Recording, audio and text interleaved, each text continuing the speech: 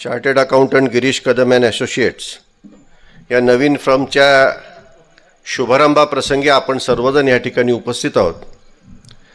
ज्यांच्या हस्ते या फर्मचं उद्घाटन झालं ते माननीय श्री सुनील कदम साहेब, त्याचप्रमाणे माननीय श्री VS जाधव साहेब. हे दोघंही चार्टर्ड अकाउंटंट आहेत आणि ह्या दोघांच्या हस्ते या फर्मचं या ठिकाणी उद्घाटन झालेलं आहे.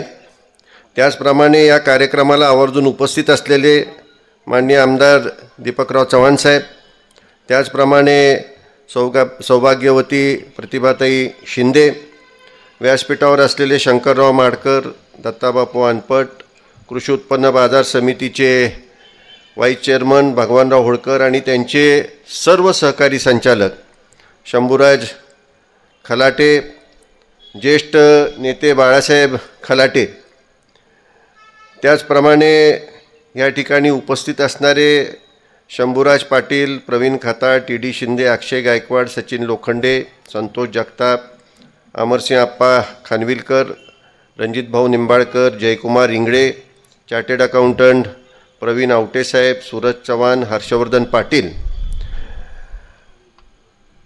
रामदास कदम देखील ह्या ठिकाणी उपस्थित आहेत, उपळेकर काका उपस्थित आहेत, सुदामराव कदम या ठिकाणी आहेत, दादासाहेब चव्हाण आहेत, शिरतोडे आहेत, सर्व पत्रकार बंधू ज्यांनी ही फर्म या ठिकाणी चालू करत आहेत ते श्री गिरीश कदम आणि त्यांना खऱ्या अर्थाने ज्यांनी प्रोत्साहन दिलं ते त्यांचे पिताश्री संजय कदम, त्यांच्या सुविद्य पत्नी, त्यांचे सर्वच कुटुंबीय, आपण उपस्थित असणारे आपण सर्वच.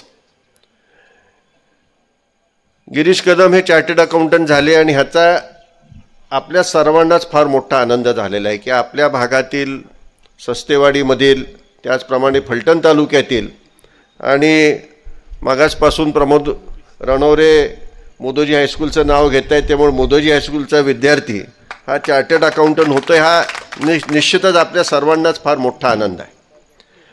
कारण आपल्यालाही सर्वांना कल्पना आहे की आपण ग्रामीण भागातली सर्व मंडळी आहोत आणि खऱ्या अर्थाने आपला व्यवसाय कुठला असेल तर शेती व्यवसाय. या ठिकाणी जाधव साहेब बसलेत, अजूनही ते शेती करतात, चार्टर्ड अकाउंटंट असले तरी शेती उत्तम करतात. परंतु सर्वजण आपण आपली पार्श्वभूमी पाहिली तर आपला व्यवसाय काय तर शेती व्यवसाय आणि त्यामुळं अनेक वर्षांपासून परंपरेने आपण शेती करतोय आणि त्यातून काहीतरी वेगळ्या क्षेत्रामध्ये पदार्पण करायचं हा फारसा काही अनेक वर्षांपासून कधी विचार कोणाला त्या ठिकाणी कधी सुचलाही नव्हता. पण गेल्या आपण साधारण 30-40 वर्षापासून पाहतोय की ह्या विविध क्षेत्रामध्ये आपल्या ग्रामीण भागातील मुलंसुद्धा जात आहेत आणि अत्यंत चांगल्या प्रकारे यशस्वी होत आहेत. माझ्या आधीच्याही वक्त्यांनी काय सांगितलं की CA म्हटल्यावरती आकडेमोड आणि आकडेमोड करण्यामध्ये जास्ती हुशार कोण असतात तर ठराविक समाजातले, कारण ते आयुष्यभर आकडेमोड परंपरेने करत आलेले आहेत. झोपताना सुद्धा आकडेमोड असते, उठतानाही आकडेमोड असते, कारण ते व्यावसायिक असतात आणि त्यामुळं साहजिकच त्यांना त्या ह्याच्यामध्ये अधिक प्रमाणामध्ये यश नक्कीच मिळतं. परंतु कोणी प्रयत्नच केला नव्हता. जाधवसाहेब तुम्ही प्रयत्न केला, कदम साहेबांनी प्रयत्न केला, तुम्हाला यश मिळालं आणि तुमच्या यशामुळं ह्या ठिकाणी गिरीशला यश मिळालं. शेवटी कोणीतरी त्या ठिकाणी एक आपल्याला आदर्शवत व्यक्ती त्या ठिकाणी समोर लागते आणि आपल्या पारंपरिक व्यवसायातून बाजूला जाऊन सुद्धा आपल्याला यश मिळू शकतं हे दुसरी दाखवणारी गिरीशल्या व्यक्तीमध्ये त्यांची पिताश्रीच आहे. ते डाळिंबाचे मोठे व्यापारी आहेत. रोज त्या ठिकाणी डाळिंबाचा व्यापार, दादासाहेब बरोबर आहे का, म्हणजे शेतीला पूरक, कारण माहिती आहे त्यांना की नुसती शेती करत बसलं तर काही खरं नाही, काहीतरी त्याला पूरक व्यवसाय वेगवेगळ्या क्षेत्रात आपल्याला जायलाच पाहिजे. आणि वैद्यकीय क्षेत्रात आपण आपली मुलं ह्या ठिकाणी दिसत आहेत. मी काही कुठल्या जाती धर्माबद्दल बोलत नाही, ग्रामीण भागाचा विषय मी दादोसाहेब घेतोय. ग्रामीण भागातली मुलं त्या ठिकाणी आपल्याला यश मिळवताना निश्चितपणे त्या ठिकाणी दिसत आहेत आणि हा खरा आनंद आपल्या सर्वांना आहे. ज्या वेळेला मी फलटणला आलो आणि मी एक सुद्धा ठरवलं की काहीतरी वेगळा व्यवसाय केला पाहिजे, पण वेगळा व्यवसाय करण्याचं ठरवलं त्यावेळेला संपूर्ण फलटण तालुक्यात एकही चार्टर्ड अकाउंटंट नव्हता. सातारा जिल्ह्यात माझ्या माहितीप्रमाणे त्यावेळेला फक्त एकच चार्टर्ड अकाउंटंट होते. आता मी जाधव साहेबांना विचारलं, ते म्हणले नाही आणखी 1-2 होते, गोखले होते, पण मला गजानन गोडबोले सोडून कोणीच माहीत नव्हती. बाकीचे गोडबोले आहेत, परंतु ते इन्कम टॅक्स कन्सल्टंट आहेत, चार्टर्ड अकाउंटंट कुणीही नव्हते. अख्ख्या सातारा जिल्ह्यात ही परिस्थिती होती. आज ह्या स्टेजवरती किती चार्टर्ड अकाउंटंट आहेत तुम्ही मोजा. मागं 3 बसलेत, पुढं 2 आहेत आणि गिरीश त्यामध्ये भर पडलेली आहे. पण त्याची गरज आहे. त्यावेळेला एवढी एखाद्या वेळेला गरजही नसेल. आणि सुरुवातीला सांगितलं त्याप्रमाणे या क्षेत्राकडं त्या ठिकाणी फारशी लोक आपली वळत नव्हती, परंतु आज त्या ठिकाणी वळतायत नव्हे तर अत्यंत चांगल्या प्रकारचं नावसुद्धा त्या ठिकाणी चार्टर्ड अकाउंटंट म्हणून त्या ठिकाणी ते कमवत आहेत. आणि त्यामुळं गरजेनुसार त्या ठिकाणी आणि एक धाडस करून आपली मुलं ह्या ठिकाणी पुढे गेलेली आपल्याला दिसतात. आता मुलं म्हणता येणार नाही, जाधव साहेब म्हटले आता मी साठीचा झालेलो आहे, ते आता वाटत नाहीत ते साठीचे, पण त्यांनी त्याच्या मागचं रहस्य सांगितलं. आणि त्यामुळं या क्षेत्रात सुद्धा चांगलं यश मिळवत आहेत. उद्योगधंदे वाढलेत, व्यापार वाढलेला आहे. आणि ह्या सगळ्याला चार्टर्ड अकाउंटंटची नितांत गरज आहे. आणि आजच्या काळात तर फार आहे. त्याचं कारण असं आहे की चार्टर्ड अकाउंटंट म्हटलं की आपण फक्त त्याला इन्कम टॅक्स कन्सल्टंट या दृष्टिकोनातून पाहत असतो. चार्टर्ड अकाउंटंट हा इन्कम टॅक्स कन्सल्टंट नसतो. चार्टर्ड अकाउंटंट हा ऑडिट करत असतो. आणि ऑडिट नुसतं तुमच्या त्या ठिकाणी फायनान्स ऑडिट करत नसतो, तर तुम्ही जो व्यवसाय चालवता त्या व्यवसायाचं संपूर्ण ऑडिट करण्याची जबाबदारी चार्टर्ड अकाउंटंटची असते. जाधव साहेबांनी सांगितलं की सुरुवातीचा काळ कसा होता, वाउचर बघावं लागत होतं. आता ते राहिलंच नाही. प्रत्येकाकडं कुठलं ना कुठलं ERP टॅली वगैरे सारखी काही ना काही त्या ठिकाणी सोय झालेली आहे. आता वाउचर बघायचा विषयच संपला. आता त्यांचं काम सोपं झालं आहे, पण जेवढं सोपं आहे तेवढं अवघडही झालं आहे. कारण याच्यामध्ये सुद्धा बऱ्याचशा त्या ठिकाणी पळवाटा असतात. आणि त्यामध्ये पळवाटांना धरून त्या ठिकाणी बऱ्याचशा गडबडी झाल्या असतात, त्या त्यांना बघाव्या लागतात. आणि शेवटी ज्याप्रमाणे आपण पुढं जात आहे आणि सगळ्याचीच व्याप्ती वाढलेली आहे, त्यांचीसुद्धा व्याप्ती त्याच प्रमाणात वाढलेली आहे. आणि त्या ठिकाणी कॉम्प्युटर युग आहे. कॉम्प्युटरचा वापराशिवाय आज कुठलंही ऑडिट त्या ठिकाणी पूर्ण होऊ शकत नाही. आता AI येऊ पाहतं आहे, त्याचासुद्धा वापर त्या ठिकाणी त्यांना करावाच लागणार आहे. आणि ह्या सर्वामध्ये या ठिकाणी ज्याचा व्यवहार आजकाल व्यवहार हा फार मोठ्या प्रमाणात कोटीमध्ये जायला फारसा वेळ लागत नाही. एखाद्या दुकानाचा सुद्धा वार्षिक व्यवहार बघितला तर कोटीच्या वर निघून गेलेला असतो. त्याचं ऑडिट हे करावंच लागतं. इन्कम टॅक्स रिटर्न्स हे भराव्याच लागतात. नाही भरले तर ते सांगतील तुम्हाला खाजगीत काय काय अडचणी येतील. ह्या सर्व गोष्टी करण्याशिवाय आता पर्याय राहिलेला नाही. आणि अनेकांचे व्यवहार कोटीमध्ये सहज गेलेले आहेत. त्यामुळे ह्या मंडळींची आपल्याला फार मोठी गरज आहे. अर्थात शहरामध्ये काम केलं, एखाद्या पार्टनरशिप फर्ममध्ये गिरीशनी काम चालू केलं असतं तर अधिक त्या ठिकाणी एक्सपोजरही मिळतं, अधिक कामही मिळतं. पण कुठंतरी आपल्या ग्रामीण भागामध्ये सुद्धा ह्याची फार मोठी गरज आहे. ओळखून त्यांनी ह्या ठिकाणी काम करायला सुरुवात केलेली आहे. तुमच्या प्रत्येक संस्थेमध्ये सुद्धा आता चार्टर्ड अकाउंटंटच्या ऑडिटशिवाय ते ऑडिट आता इथून पुढं ग्राह्य धरलं जाणार नाही. मला काही GDCA झालेल्यांचं काही म्हणायचं नाही, पण ही वस्तुस्थिती आहे की त्या ठिकाणी चार्टर्ड अकाउंटंट होऊन त्या ठिकाणी ऑडिट जर झालं तर ते अधिक योग्यरित्या झालेलं असतं. आणि चार्टर्ड अकाउंटंट होणं ही काही फारशी निश्चितच सोपी गोष्ट नाही. कदम साहेबांनी सांगितलं की सर्वात स्वस्त जर अभ्यासक्रम कुठला असेल तर हा CA होण्याचा आहे. ही वस्तुस्थिती आहे. परंतु त्यामागं तुम्हाला त्या ठिकाणी बरंचसं शिकावं लागतं. क्लासेस जरी असले तरी बरंचसं काम स्वतःच करायचं आहे. आणि मोठे कष्ट घेतल्यानंतर तुम्हाला 100% यश मिळाल्याखेरीज राहणार नाही, एवढं मात्र निश्चित आहे. आणि हेच आपल्याला गिरीशने ह्या ठिकाणी दाखवलेलं आहे. त्यामुळं सगळ्यात स्वस्त जरी असलं तरी कष्ट घ्यावे लागतात. आणि कष्ट घेतले तर त्यामध्ये यश हे निश्चित त्यामध्ये मिळणार आहे. आणि हा एक आपल्या तरुण मुलांनासुद्धा हे एक चांगलं क्षेत्र निश्चितपणे सामोरं आलेलं आहे. फलटणला डॉक्टर किती होते, आज किती डॉक्टर आहेत.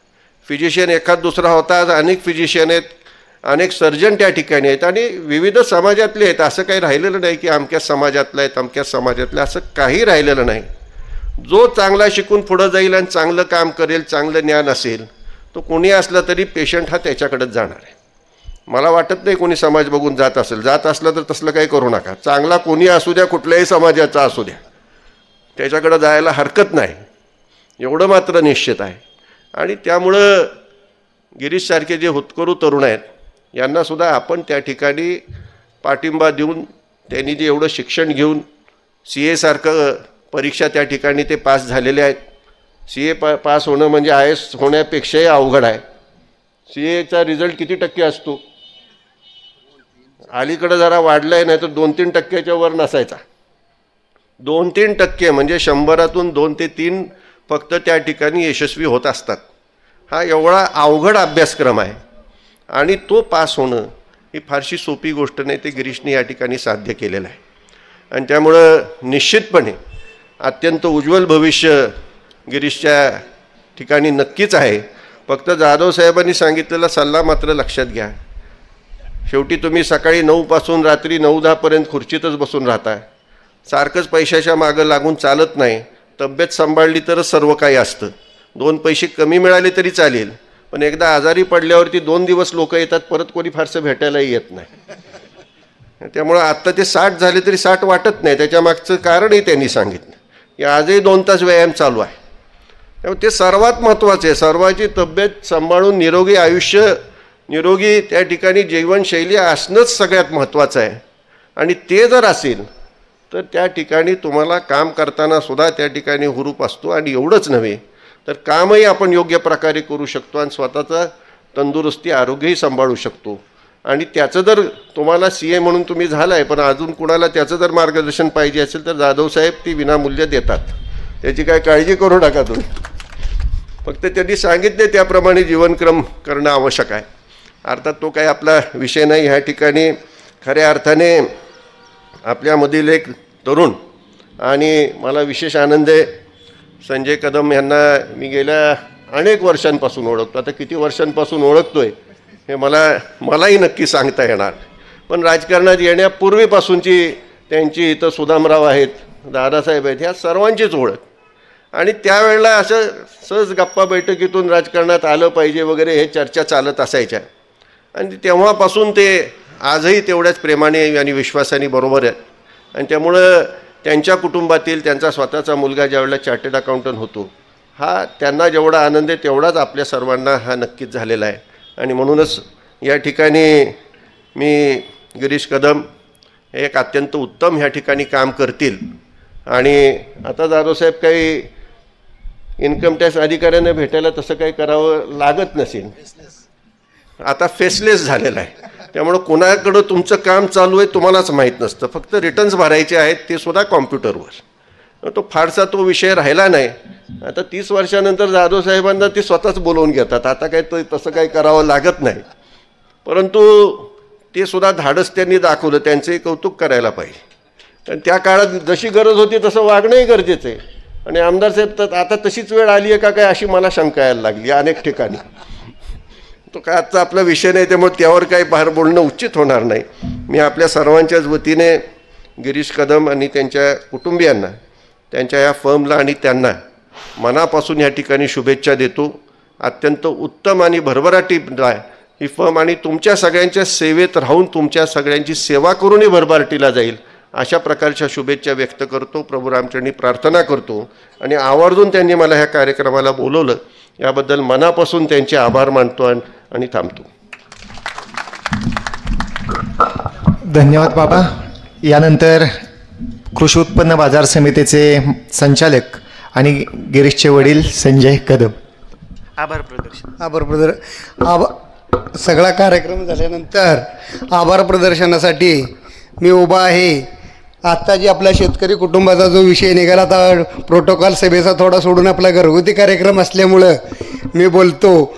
आपली सगळी शेतकरी कुटुंबातली आपल्या पूर्वजांची म्हण होती, पाऊस पडू नाही पडू, पेरलं म्हणजे उगावते. आणि तुम्ही आता पेरत चाला, काय झालं तरी ती उगावणार आहे, वाया जाणार नाही. तुमची वर्षाचं धान्य तरी ती उत्पन्न करल.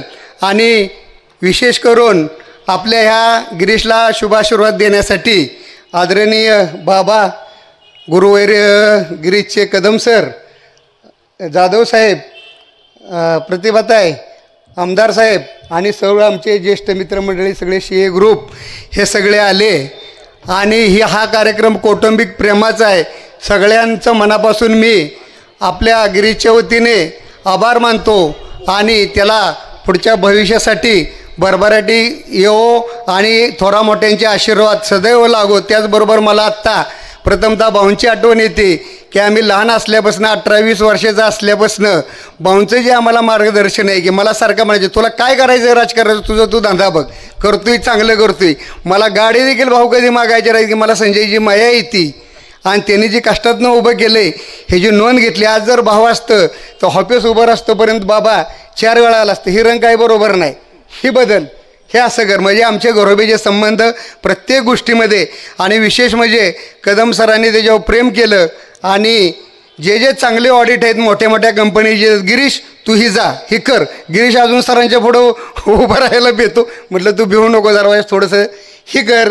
पण ते आता त्यांचं ते हे असल्यामुळं पण स्वतःहून त्यांनी काय केलं आहे की गिरीशला जास्तीत जास्त अवघड कामात ढकलून त्याला कसा पक्व करता येईल हे काम केलं आहे. मग आमची चर्चा होताना आपलं आल्यानंतर पुण्यावरून बसल्यानंतर तो सांगतो आहे असं तसं तसं. कदम सर जाधव सर असाच आशीर्वाद त्याच्यावर राहून द्या आणि त्याला उत्तर थोडंसं अजून तयार करा एवढी विनंती करतो. आणि सगळे आपले कदम कुटुंबावर प्रेम करणारे सगळं आमचे मित्रमंडळी डायरेक्टर पै पाहुणे सगळे आले त्याबद्दल त्या सगळ्यांचं मी मनापासून आभार मानतो आणि व्यापारी खरेदीदार सर्वांचे आभार मानतो. आणि त्याचबरोबर सर्वांची छानपैकी नाश्त्याची व्यवस्था केलेली कुणीही नाश्ता न करता जाऊ नये अशी मी आपल्याला विनंती करतो. छोटा धन्यवाद. आपण सर्वजण आलात. आपल्या सर्वांचं पुनश्च एकदा मनापासून आभार. आपण कुणी अल्पभर घेतल्याशिवाय जायचं नाही. धन्यवाद.